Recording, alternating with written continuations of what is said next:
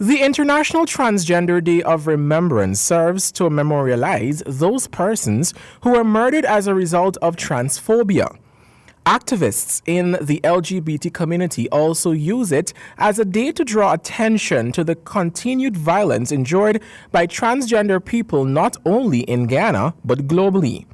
The murders of Nephi Noel, called Luther's, back in 2015, and Wesley Holder, called Tiffany, back in 2013, still remain unsolved.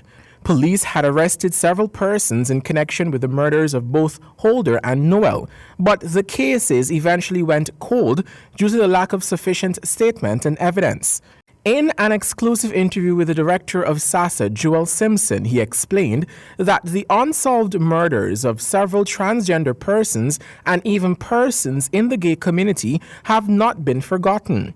He stated that the group has gathered a database aimed at seeking justice for not only murders, but also acts of violence. We have started a murder tracking project where we're actually documenting the murders in the first place that take place against LGBTQ people across the board.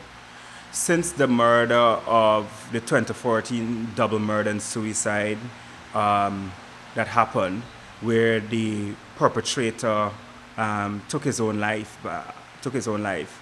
None of the murders that we are aware of, that we have been documented, any perpetrator has been brought to justice, and that's a problem.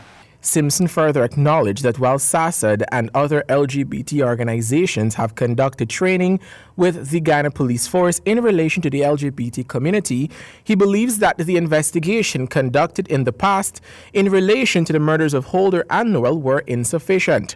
For instance, one of the murders, I can't even call it a murder, one of the suspicious deaths that we have evidence to believe is a murder that took place this year, was a trans woman who was homeless, and the information that we've received from the community and from persons who would be considered eyewitnesses was that she was hit in the head by another homeless man.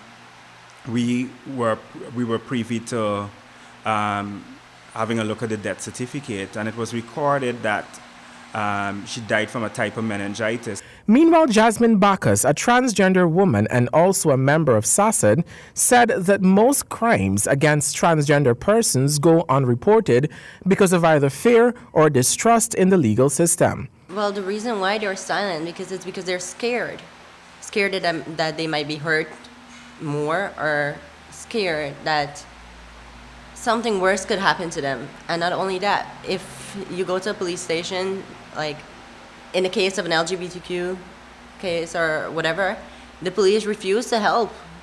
We have many reports that police refuse to help sex workers on the road being hit by other persons or being pelted or stoned or bottled thrown at them. They refuse to help. They just laugh and just take the report and leave it as it is.